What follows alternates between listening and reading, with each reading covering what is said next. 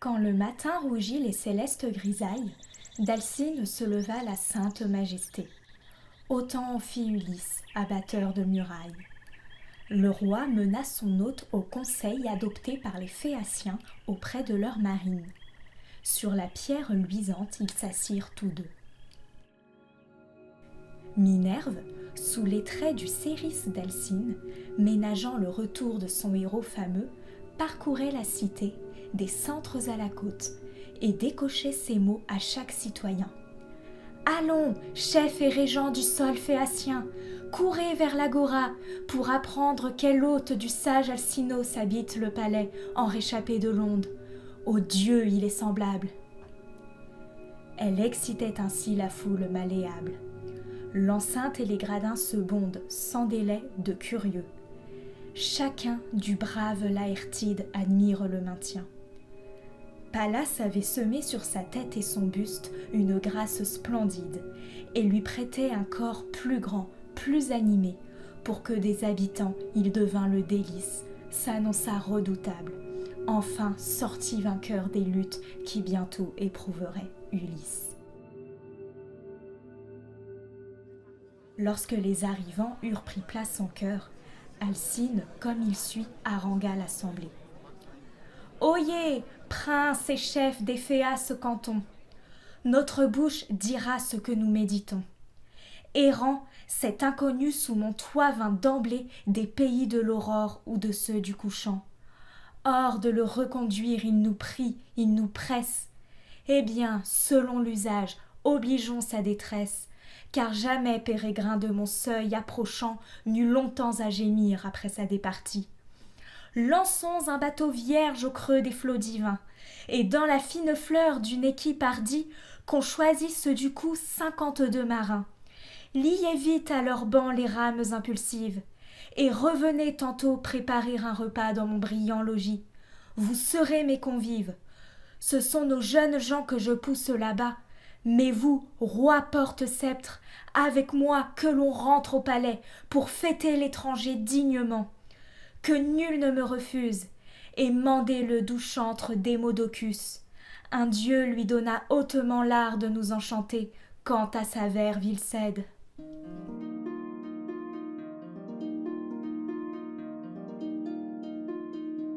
Il ouvre la marche, et les rois enceptrés le suivent.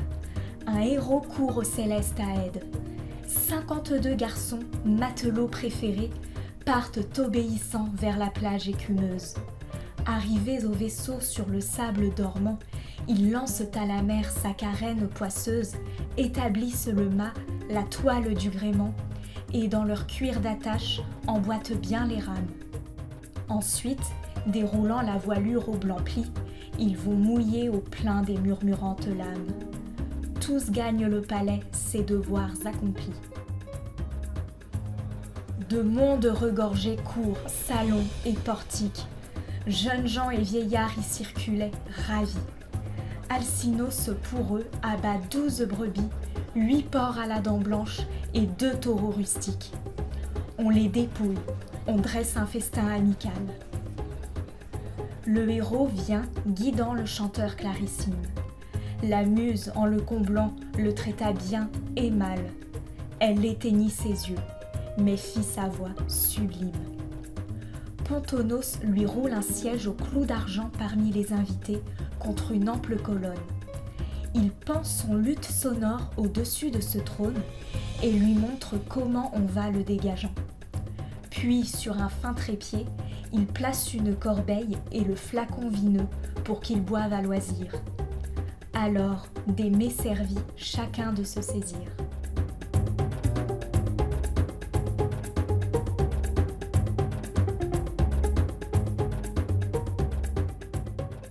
Dès que la soif s'éteint, que l'appétit sommeille, la muse inspire au chantre un éloge des preux dont la gloire montait à la voûte étoilée.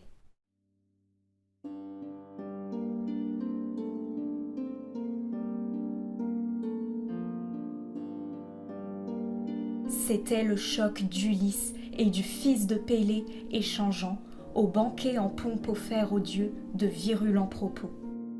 Le roi des gens, Atride, se réjouit de voir surgir ce grand discord, car Phébus Apollon le lui prédit d'abord dans la dive Pytho, quand d'un oracle avide il visita son temple. Alors, de par Jupin, de la chute de Troie, un tel choc fut l'indice. Ainsi chantait la Haide illustre.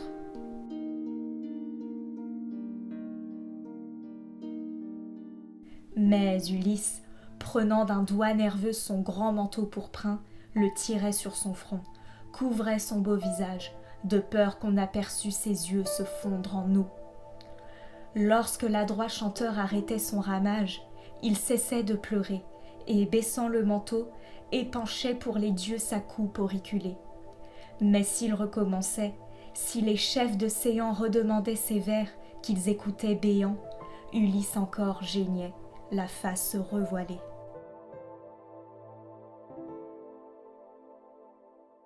Aucun des assistants ne vit couler ses pleurs.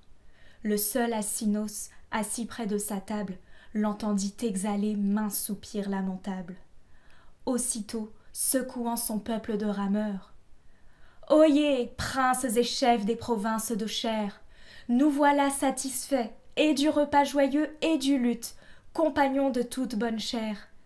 Que l'on sorte à présent, qu'on entame les jeux, afin que l'étranger, revenu vers sa source, raconte à ses amis combien nous excellons au saut, au pugilat, à la lutte, à la course. » Il va le premier. Tous suivent ses talons. Le Céris au crochet suspend la noble lyre, puis de Démodocus ressaisissant la main, dehors il le conduit par le même chemin qu'ont pris les commensaux que le spectacle attire. Au cirque les voilà, le peuple arrive à flot. De jeunes concurrents font leur brillante entrée.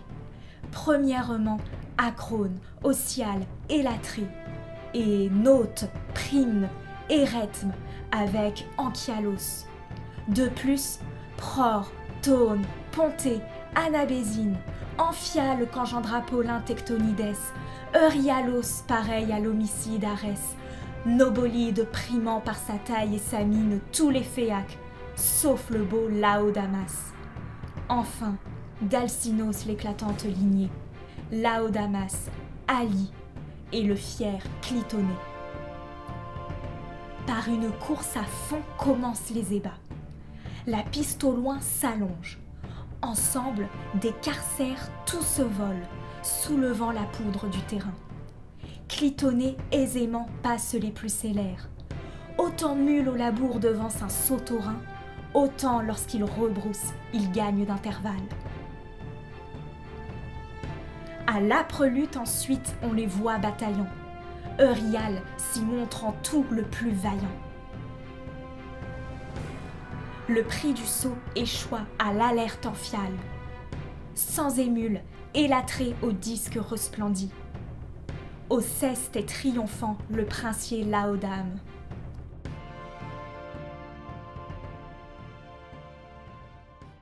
Lorsque tous, par ces jeux, ont égayé leur âme, le fils d'Alcinos, Laodamas, leur dit « Très cher, à l'étranger, demandons quelle sorte de combat il a pris. Passables sont ses traits, et musculeux ses bras, ses cuisses, ses jarrets. Son cou bien affermi, sa stature, tout porte un cachet de verdeur. Mais le malheur là-bas, rien de tel en effet que la vague mutine pour faner un humain, quel que soit son éclat. » Aussitôt Euryale, au rejeton d'Alcine. « Laodamas, tu viens de parler sagement. Invite-le toi-même à se risquer en lice. » À ces mots, du monarque l'héritier véhément s'avance dans l'arène, et regardant Ulysse, « Allons, père étranger, prends part à nos combats, s'il en est de ton goût, tu les sais tous en somme, car il n'est pas d'honneur plus saillant pour un homme que celui qu'on acquiert par les pieds, par les bras. Viens, essaie, et bannis ta songeuse tristesse. Le départ convenu n'en peut souffrir d'arrêt. Ton navire est sous voile, et tes rameurs sont prêts. » L'industrieux Ulysse, avec délicatesse. « Pourquoi, Laodamas, me provoquer ainsi? Mon cœur est plus enclin au tourment qu'à la joie. J'ai peiné, J'ai souffert longuement jusqu'ici. Maintenant, parmi vous, pour que l'on me renvoie, je suis le suppliant du roi, du peuple entier. »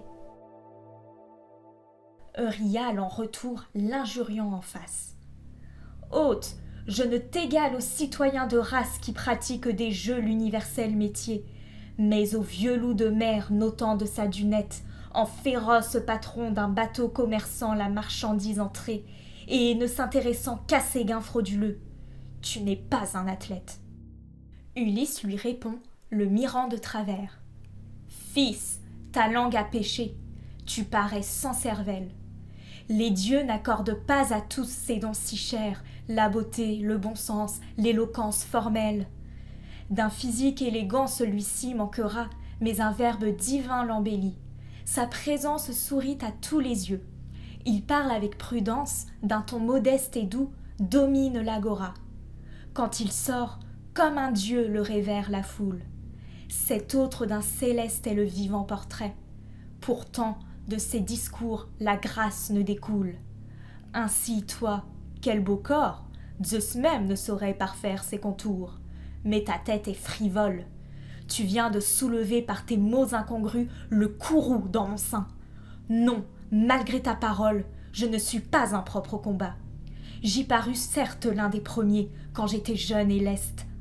Or, je cède au poids de malheurs incessants, fruits d'une rude guerre et de l'onde funeste.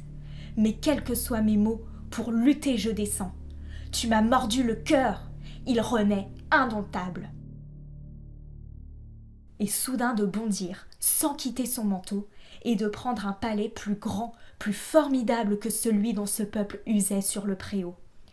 Il le fait tournoyer, le jette d'un bras ferme. La pierre gronde.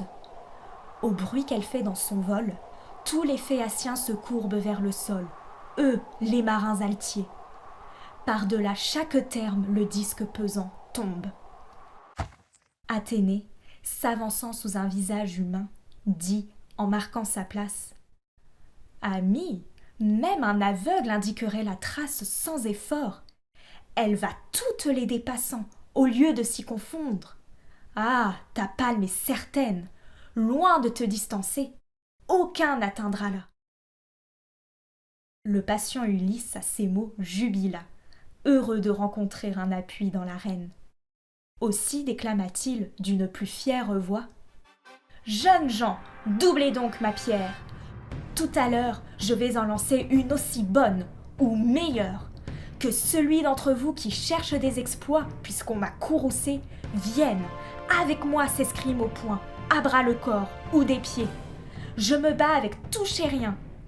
Hormis Laodamas, il m'héberge. Peut-on braver qui nous ranime ? Seul un homme imbécile, un être du commun se pose dans la lice en rival de son hôte chez un peuple étranger. Il se perd par sa faute. Quant aux autres lutteurs, je n'en accepte aucun. Je veux tous les connaître et les battre à la file. Nul assaut n'est par moi mis dans un lâche oubli. Ma main habilement s'étendre un arc poli. Le premier j'atteindrai dans une masse hostile, tel champion notable. Eussé-je à mes côtés 20 compagnons experts tirant sur cette proie. Philoctète avait seul des traits plus redoutés quand nous, Grecs, nous dardions nos flèches devant Troie. Je prétends au combat marcher le plus dispos des tritureurs de blé que Cérès multiplie. Mais je ne lutterai contre les vieux héros, contre Hercule, ni contre Rite de Callie, qui provoquait à l'arc même les immortels. Aussi, le grand Euryte est-il mort avant l'âge dans son palais. Phébus l'anéantit de rage pour en avoir reçu des défis solennels. Ma pique va plus loin que d'un autre la flèche. À la course pourtant, je crains d'être vaincu par un Phéacien, car l'abîme revêche à froisser mes ressorts, et sur l'eau j'ai vécu maigrement, c'est pourquoi mes chers genoux faiblissent. » Les spectateurs restent silencieux. Le seul Alcinous réplique gracieux: « Étranger, tes discours vraiment me réjouissent. Ta force veut prouver ton intense vertu dans l'indignation de ce public outrage. Or, nul ne peut ici douter de ton courage, à moins que d'aventure y n'ait l'esprit tordu. Écoute maintenant, afin que tu redises en mémoire de nous un jour dans tes états, à ta femme, à tes fils, à d'autres potentats au cours d'un doux festin, de quelle vaillantise Zeus nous donna le goût depuis nos bons aïeux. Nous ne sommes en fait ni lutteurs ni pugiles, mais nos pieds sont sans pair, nos nefs des plus agiles. Nous aimons les banquets, le luth, les bals pompeux, les bains chauds, la parure et la galanterie. Des féas que danseurs, vous les premiers, allons, dansez, pour que notre hôte atteignant sa patrie raconte à ses amis combien nous excellons dans l'art nautique, au chant, à la course, à la danse. Et qu'à Démodocus, on porte sans retard la lyre demeurée au palais quelque part. Ainsi dit le monarque. Un des héros s'élance pour chercher l'instrument dans le royal séjour. Puis se lèvent 9 chefs, membres de l'assemblée, et par qui dans les jeux toute chose est réglée. Ils aplanissent l'air et tendent son pourtour. Le luth sonore au bras retourne le céris. Démodocus au centre alors de se placer, entouré de garçons habiles à danser. Leurs pieds frappent le sol, et l'attentif Ulysse contemple leur souplesse. Y trouve un large attrait.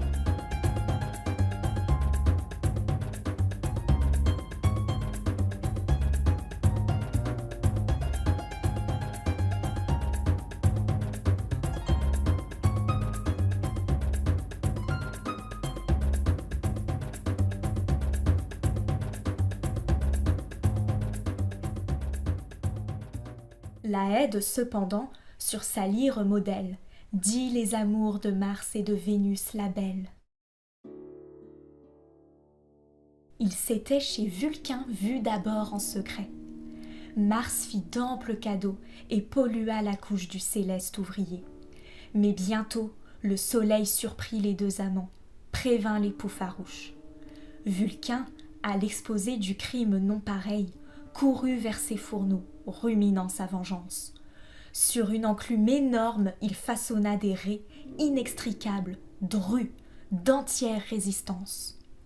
Son piège fabriqué, furieux contre Arès, en hâte il rallia sa chambre d'Hyménée et cercla son beau lit de ses mailles d'airain qui, des pieds s'élevant, comme fils d'araignée s'accrochaient au plafond. Nul œil, même un divin, n'aurait rien soupçonné, si fine était la trame. Après avoir tendu ces merveilleux panneaux, il feignit de partir pour l'aimable Lemnos, de toutes les cités la plus douce à son âme. Le guerrier au frein d'or veillait assidûment. Dès qu'il vit s'absenter le forgeron Inclyte, empressé de ravoir les baisers d'Aphrodite, de Vulcain il gagna l'intime appartement. La dive, retournant du pourpris de son père, était assise. Mars se présenta soudain et lui dit galamment, en lui prenant la main, « Vite, sur notre couche allons dormir, ma chère. Vulcain n'est plus ici, mais à Lemnos, je crois, auprès des Saintiens à la langue barbare. » À ces mots, de Vénus un chaud désir s'empare, et les voilà couchés. Tout à coup, sous son poids, des mailles les étreint l'appareil invisible. Ils ne peuvent l'ôter, faire aucun mouvement. La fuite leur paraît désormais impossible. Or, l'illustre boiteux rentra subitement, n'ayant pas de Lemnos accompli le voyage. Le soleil, son Argus, avait su l'avertir. Donc il reparaissait, tourmenté davantage. Au seuil il se détint. Là son cœur de bondir, et sa voix d'ameuter l'ambrosine famille. Ô Jupiter, et vous, béat sempiternel, venez voir des tableaux plaisants, mais criminels. Parce que je suis laid, Vénus de Zeus la fille me méprise et chérit ce Mars pernicieux qui prestébeau s'avance alors que mon pied cloche. Qu'à mes seuls géniteurs ce tort on le reproche. Ne pas me mettre au monde eût été beaucoup mieux. Regardez comme ils sont endormis bouche à bouche, en mon lit profané. J'enrage à cet affront. Malgré tout leur amour, je pense que ma couche leur déplaira bientôt. Tous les deux s'ennuieront d'en jouir, car j'entends que ce réseau les tienne, jusqu'à ce que Jupin m'ait rendu les présents qu'à ma noce j'ai faits pour cette épouse chienne. Elle est bien belle, mais ne dompte pas ses sens. » Au seuil d'airain, tous les dieux s'assemblèrent. On vit d'abord Neptune, ébranleur de rochers, Hermès, trouveur subtil, Phébus, roi des archers. Chez elle, par pudeur, les déesses restèrent. Et les dieux bienfaiteurs se tenaient sur le seuil. En voyant de Vulcain le piège indestructible, de leurs poumons jaillit un rire inextinguible. Puis l'un de dire à l'autre, en clignotant de l'œil, « Le mal parfois échoue, un lourd gagne un rapide. Ainsi, Vulcain, pied beau, aujourd'hui roule Mars, l'hôte le plus léger des célestes remparts. L'art est vainqueur, l'amant incombe aux dieux perfides. » Tels étaient les discours qu'ils échangeaient entre eux, quand soudain, Apollon, fils de Zeus à Mercure, Hermès le Jovien, dieu bon de vive allure, voudrais-tu, garrotté de fer aussi nombreux, reposer dans ce lit, près de Vénus la blonde? L'argicide courrier répondit au narquois, « Mais oui, prince Apollon, au sonore carquois, quand devrait m'écraser 3 fois cette rotonde, que les dieux m'y verraient, les dives mêmement, je m'accollerais bien à la blonde Cyprine. » Les immortels encore rirent tous bruyamment. Neptune, montrant seul une tête chagrine, priait l'artiste époux de délivrer Arès. Sa bouche lui dardait ces paroles ailées.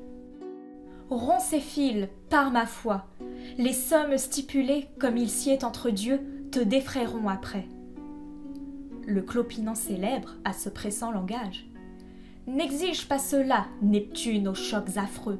Le gage des méchants est un très méchant gage. Comment le contraindrais-je au sein des bienheureux, si Mars file allégé des liens de la dette ?» Neptune ébranle-sol riposta vivement. « Vulcain, si détaché Mars dupe ta cassette, moi-même entre tes mains je m'oblige au paiement. » L'illustre boiteux dit, satisfait d'un tel plége, « Il n'est ni juste ni bon de repousser tes vœux. » Et sa force aussitôt rompit l'atroce piège. Le couple adultérin, libre alors de ses nœuds, s'envola prestement. Mars plongea vers la Thrace. Vénus, mère d'Érie, sur Chypre descendant, rejoignit dans Paphos ses bois, son temple ardent. Un bain la délaça. Son corps par chaque grâce fut imprégné des sucs aux grands dieux réservés, puis revêtu d'habits précieux adorables. Ainsi chantait l'Aède. À ces vers admirables Ulysse jouissait, comme étaient captivés tous les Phéaciens, ses maîtres de la rame. Mais le roi veut qu'Ali avec Laodamas joue à part. Nul danseur n'égalant ses primas. Ils prennent un étoffe d'un beau couleur de flamme que le savant Polybe a disposé pour eux. En arrière, courbé, l'un à la nue obscure l'envoie, et l'autre en l'air, dans un bond vigoureux avant de retomber aisément, le capture. Après cet exercice au ballon vertical, ils font en piétinant sur la terre féconde 1000 tours variés. La jeunesse à la ronde bat des mains. Le vacarme éclate général. Sur ce, le noble Ulysse au somptueux monarque. « Alcine, toi, le chef de tous ces habitants, tu m'avais annoncé des gymnastes de marque, et tu n'as pas menti. Mes regards sont contents. » Alcinos, le cœur plein d'allégresse, harangua comme il suit son peuple de marins. « Oyez, chefs et régents des Phéas terrains, cet étranger me semble étonnant de sagesse. Faisons-lui du foyer l'habituel cadeau. Vous êtes 12 rois nantis du rang suprême par le vote public. Moi, je suis le 13e. Qu'ils tiennent de chacun tunique et frais manteau, avec un talent d'or d'une valeur parfaite. Rassemblons ces présents, afin que sous les doigts, l'hôte ayant tout arrive au souper l'âme en fête. Que Rial l'apaise aussi d'un mot courtois et par un don. Tantôt sa langue eut un caprice. » Ainsi parla le roi. Chaque prince applaudit, et pour sa quote-part dépêcha son séris. Euryale à son tour prit la parole et dit: Puissant Alcinos, honneur du territoire, je vais selon ton ordre apaiser le forain. De ma part, il aura ce glaive tout d'airain, à manche d'argirose, au fourreau d'un ivoire sculpté d'hier. Ce don lui sera d'un grand prix. Au fier Ulysse alors il tend l'arme superbe, et par ses mots ailés sereine ses esprits. Salut, père étranger, si d'une phrase acerbe je t'offensais, qu'au loin l'emportent les autant. Que l'Olympe te rende à ton sol, à ta femme, car loin de tes amis tu cours depuis longtemps. L'ingénieux héros incontinent s'exclame: Salut, ami, les dieux aillent te protégeant. Puisses-tu ne jamais regretter cette épée que m'offre gentiment ta bouche disculpée. Il ceint le glaive orné de clous d'argent.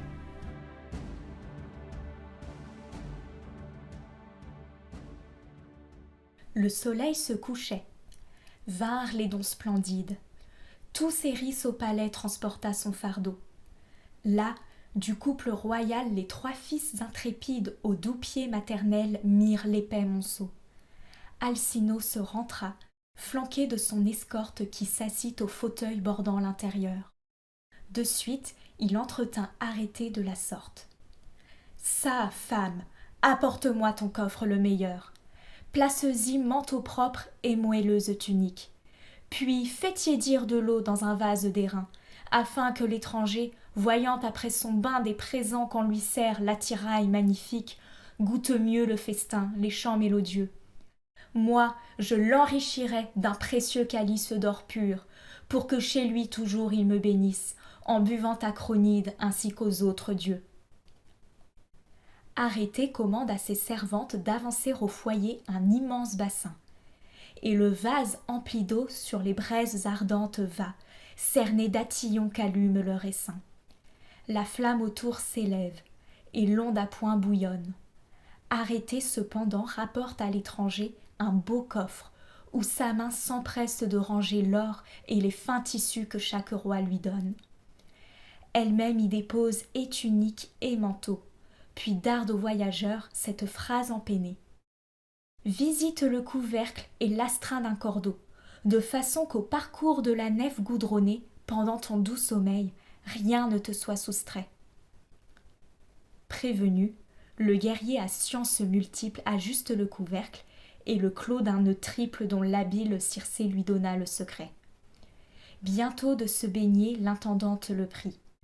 Il descend dans la cuve et s'y roule joyeux, car l'eau tiède manquait à sa peau défleurie depuis qu'il délaissa Calypse aux longs cheveux. Chez elle, il eut toujours d'un dieu le corps limpide.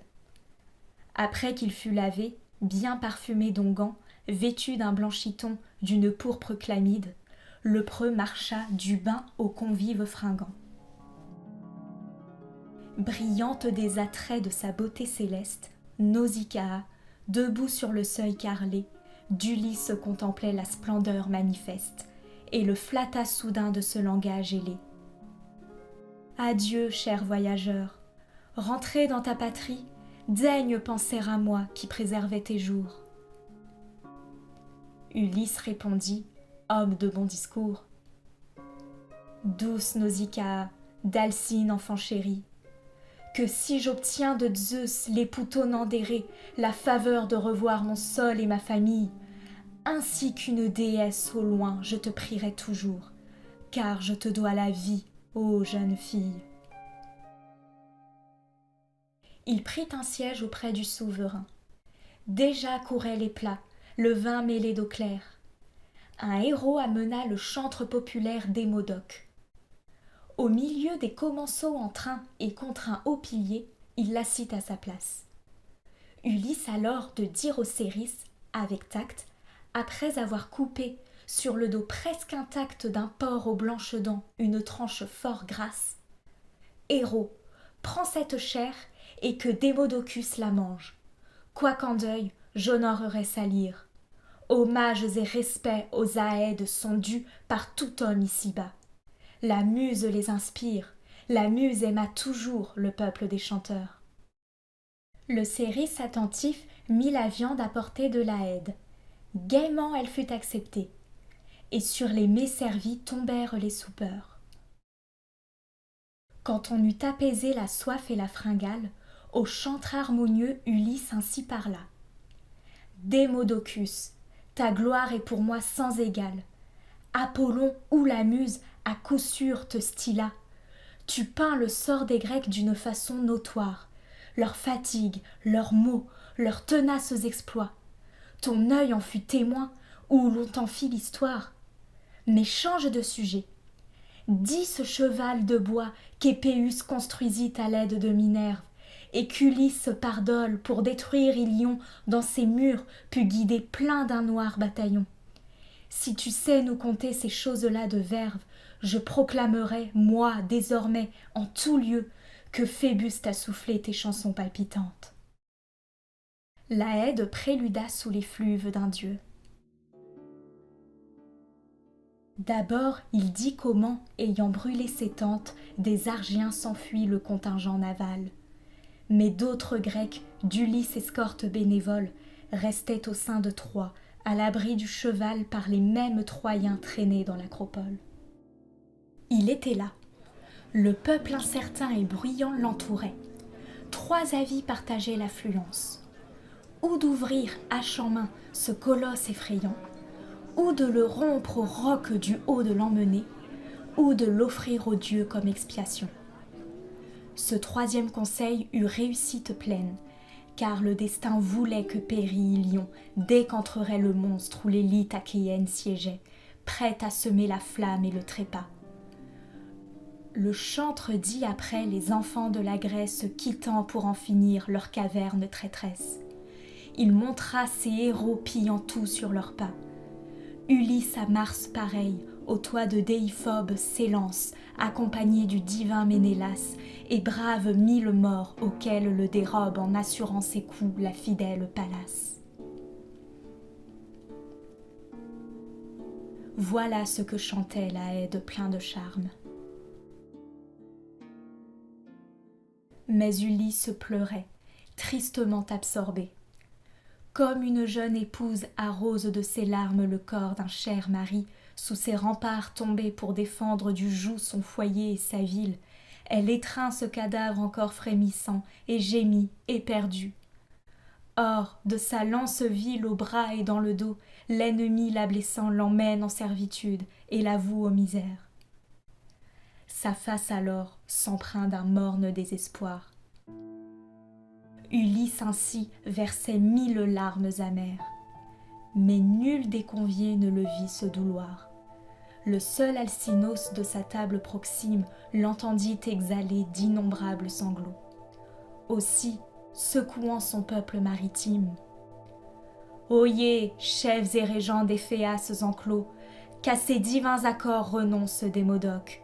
À chacun ne plaît pas ce qu'il a célébré. Depuis que nous soupons, que son luth a vibré, l'étranger se tourmente et m'implore le suffoque. Sans doute il est en proie à quelque affreux souci. Donc trêve à ses accents. Que l'hôte et les convives s'amusent de concert. C'est préférable ainsi.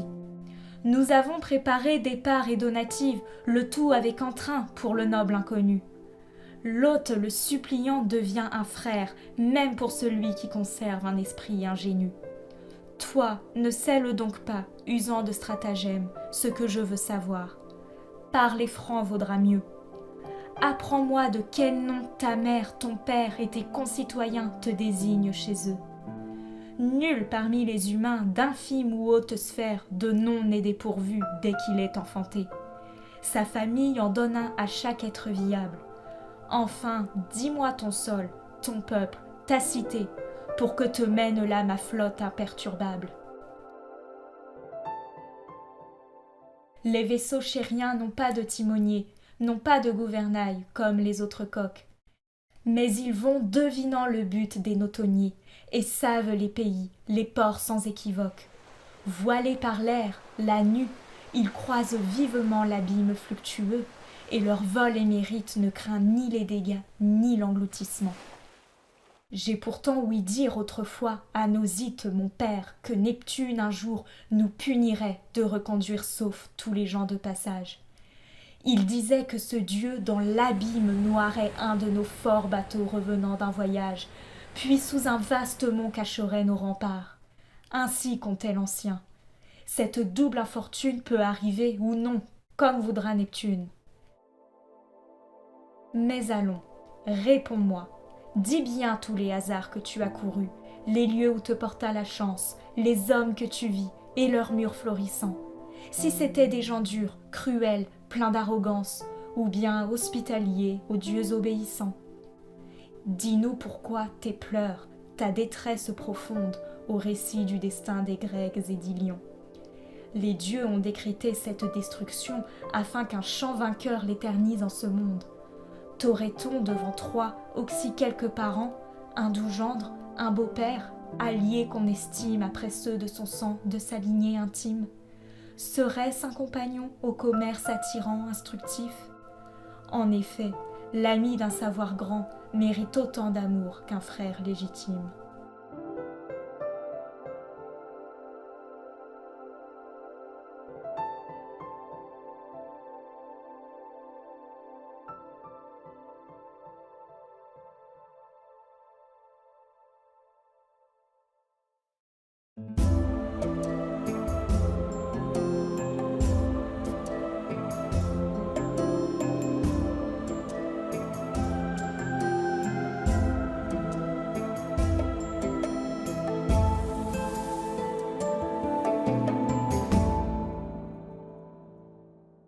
L'Odyssée par Homère. Traduction par Ulysse de Séguier. Lecture par Charlène de Torres. Composition et interprétation des musiques par Alexandre Jaunet.